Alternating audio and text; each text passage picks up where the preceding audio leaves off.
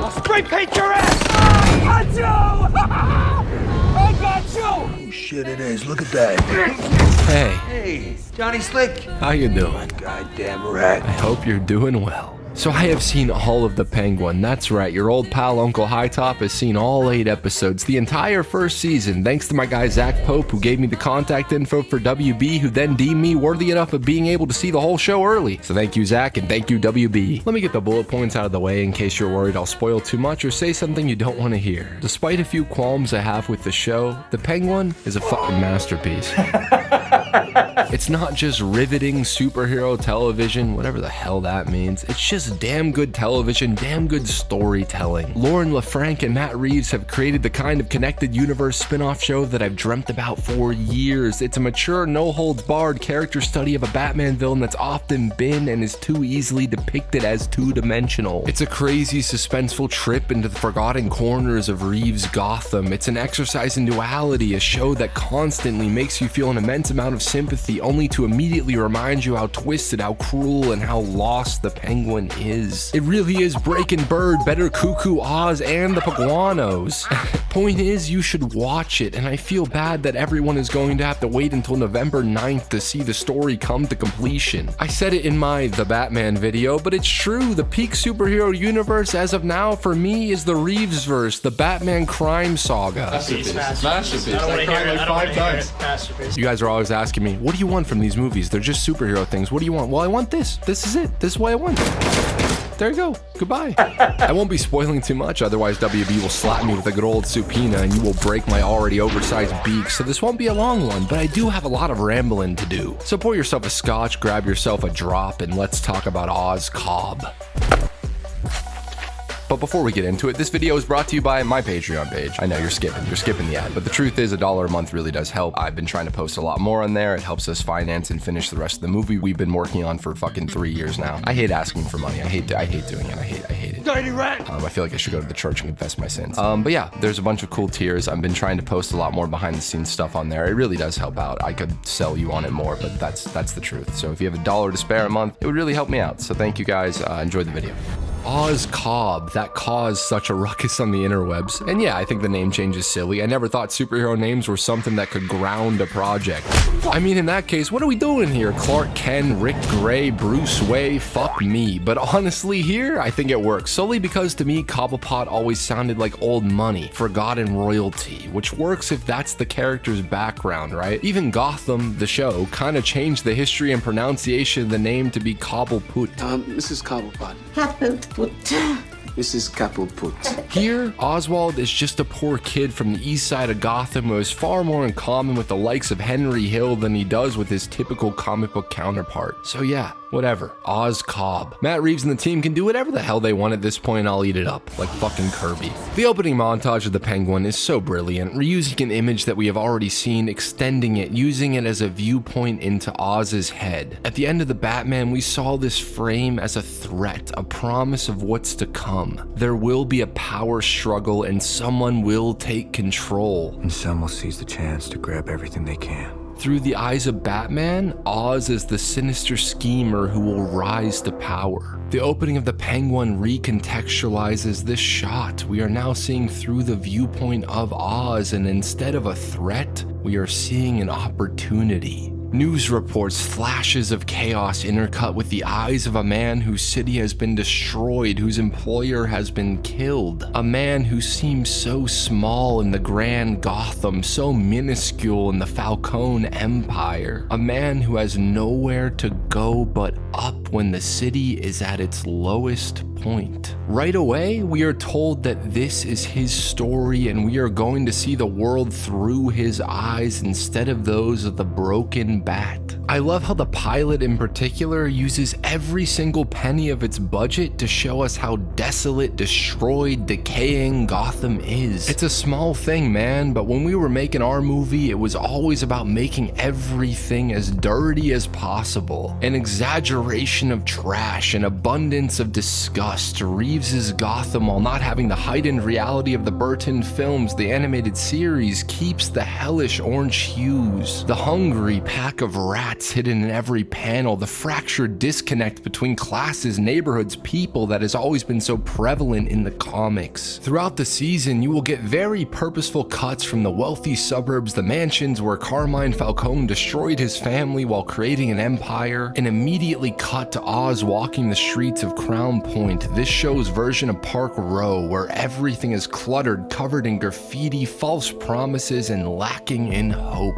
Everyone is dead or hidden, burrowed away like the rodents they've always been treated like. The only people left are stealing to survive or exploiting their neighbors. The contrast between worlds that was hinted at in the Batman has the time to be showcased to the fullest extent. That's the wonderful nature of a miniseries. Not everything has to be condensed to a 2-hour runtime. All the ideas you cannot cover in that time frame get the chance to be explored with depth. You get to see the characters exposed like a raw nerve. You wear their skins, waddle around in their shoes, become them in a way you can only watch from a distance in a film. And speaking of skin-wearing transformations, Colin Farrell is magical. Colin Farrell, he's so good. He's always so good. I don't know if he's given a bad performance. Want peanuts?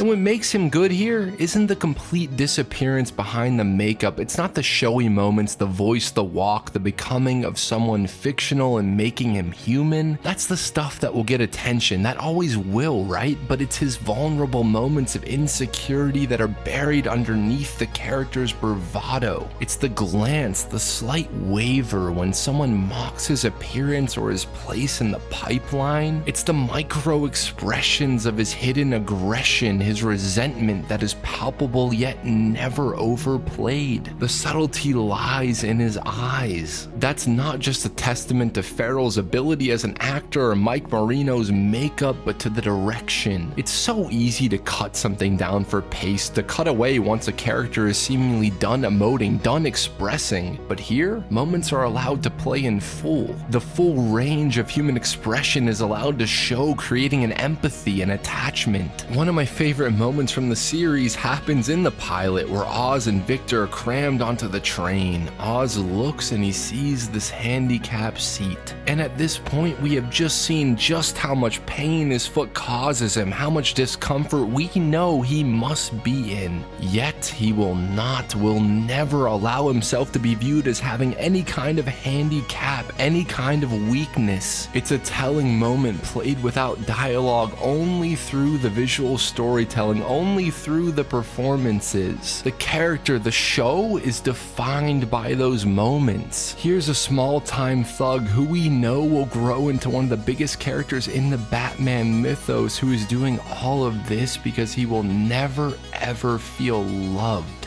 feel like enough. One of the core relationships, without spoiling too much, centers around Penguin feeling a kinship with a young but good-hearted punk named Victor. The reason Oz doesn't shoot him like he would any other kid who tried to steal his hubcaps, Jason, is because he has a stutter. Please. Because he is viewed as lesser, different, incapable by the rest of the world. In the third episode, Oz and Victor sit down at this fancy restaurant. Victor's stutter starts acting up and the waiter finishes his sentence, finishes his order. And Oz pops off, roasts the waiter, telling him he better not dare cut Victor off like that, and he better let Victor finish his sentence no matter how long it takes. It's a beautiful moment, and once Vic is given or gives himself the space to speak, Oz and him have a lengthy conversation about Victor's father's dreams of being a chef that he never got to live because he could only barely scrape by being a mechanic. And the whole time I'm watching the scene, I'm asking myself, does Oz genuinely care for him? Does he want to instill a confidence in a kid that he feels an emotional connection to? Does he want to inspire a passionate drive in Victor because he himself knows how it feels to be stepped over and dismissed? Or is it simply because Oz is a deeply lonely man who can only form a connection through intimidation and power? A man who has gone so long, so unseen, finally having someone lost, broken enough, young and impressionable enough to buy into his bullshit. We have a character in Oz who seemingly is the opposite of Pattinson's Bruce when we first meet him. A character who is so aware of class, so aware of why people steal, why people lash out, why the system is broken, that we believe that he might be good for the city. Bruce's character flaw in The Batman was his fine line between good and evil that was defined by his privilege. Was it worth it? What? Compromising yourself for money?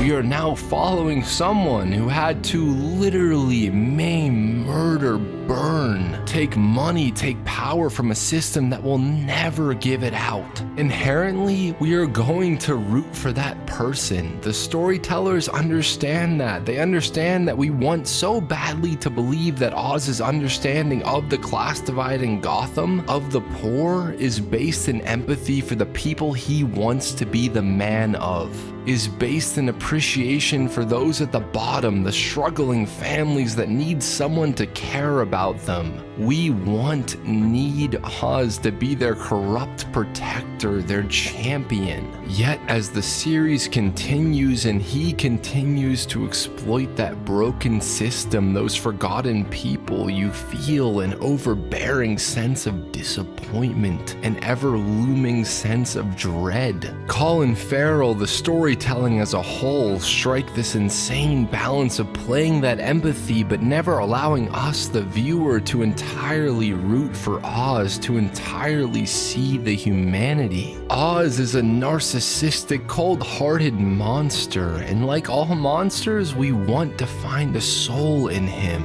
And that's the genius of it. We are looking for something that by the final moments, the final line of the show, we realize might never have been there.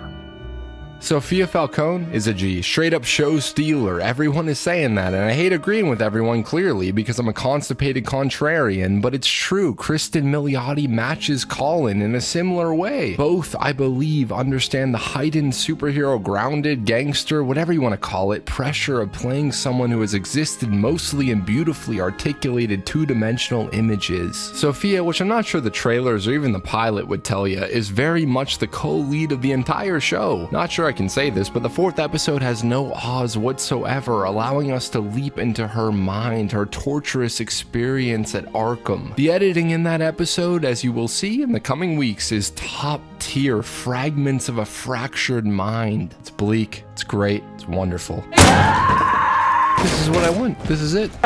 Sofia Falcone was so fundamentally fucked by her father in ways I legally cannot tell you, and spends the entire show desperately trying not to be Carmine, desperately trying to be someone a daughter, a little girl could look up to as a showcase of strength, of willpower. And by the end of the series, in one of my favorite scenes, we realize that by trying so hard not to become, not to be, sometimes you end up instilling the exact same lies, the exact same trauma into someone so heartbreakingly innocent. Oz and Sofia are both given opportunities to break the cycle for a younger generation, constantly given the chance, yet their own pain keeps them stuck in that tragic loop. I want to talk about her more, but I can't without spoiling some of the best moments. But I can say that I love the fact that you have these two characters, these two villains that are both in many ways living for their parents, set in a world where the ultimate hero is cursed, stuck doing the exact same thing. This is never brought up, called attention to, but I love the spiritual parallels that are ever present. Speaking of not being brought up, where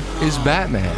Look, listen, I am the last person to actively criticize something for not having a fanboy clickbait reference or Easter egg solely to get a shitty hype news article written about it to appeal to the mass crass art destroyers who only watch something because of the 3% chance they might mention Mephisto. And I actually think there are plenty of fun references to the comic books, plenty of small cameos from characters that you have seen in the Batman that are more than enough to satisfy those who loved Reeves's first film. That said, where the fuck is Batman? There are so many literal earth-shattering events that happen by the time the series ends. So many shootouts, explosions, and not a single goon mentions the dude who literally brought Falcone to justice, exposed his crimes to the press, and has been beating criminals that belong to these gangs into mush.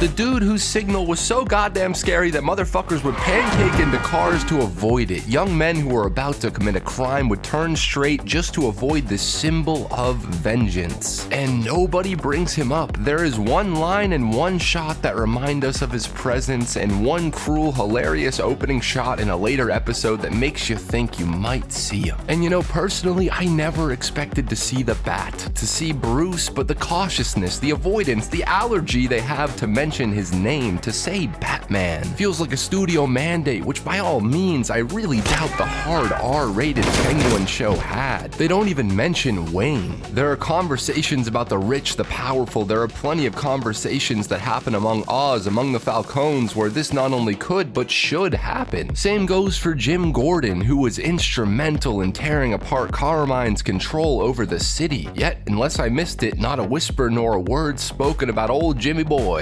Open your eyes! And I get it, this is a character study of Oz and Sofia. This is their point of view, and they are not thinking about Batman all day like we are. But the reluctance to even speak his name felt very strange, out of sync with the rest of the world, the story. But that said, that being my only real complaint or criticism is a testament to how fucking good the storytelling is. In a lot of ways, when watching The Penguin, I had insecurity issues, more so than usual. The storytellers cover some very similar ground that our Jason film does. It's coming out very soon, I pinky promise. Please, thank you for your patience, I'm sorry. Not that we had nearly the budget or the skill behind the camera, but Penguin does the things that I've always thought would be so cool to explore without a filter, with an unlimited amount of time within the world of Gotham. For the first time, perhaps ever, this Gotham feels like a city that is forcing its people to the edge. Every single main character always feels like they are on the verge of snapping. In their performances, the writing, Oz, Sofia, and the rest of the criminal kingpins are always one wrong word away from killing whoever says it. One more deeply dark and twisted choice away from falling completely into the darkness, being completely irredeemable. The beauty of the show comes from the intimacy between those choices. You don't ever get to see a villain cuddling in bed with his mother, desperately trying to seek some form of comfort from the mess he's made, tragically, nearly pathetically needing to hear her say the words, "You did good, you are enough, you are loved." In Gotham, nobody will ever be enough. Good or bad, the tides cannot be changed by one man, only rocked. If the Batman went all in on taking a character too many plainly view as simply just a badass who breaks bad guys' bones, and spent the entire runtime not just telling you but showing you how broken, how sad, how on the outside disconnected Bruce Wayne really is, then the Penguin takes a character that we have always loved watching be so very viciously vile, so pompously, proudly putrid, and tricks us into thinking that maybe there's a point, a reason to his cruelty. Maybe underneath all the scars lies a little bird crying out for attention, some kind of affection. Or maybe there is no reason, no tragic backstory, no fateful one bad day. Maybe some people are just born bad in a city that will always take. And we, despite our always prevalent cynicism, want to believe someone will get better, will make the right choice. But sometimes they don't. Sometimes they only fly further and further into the shadows.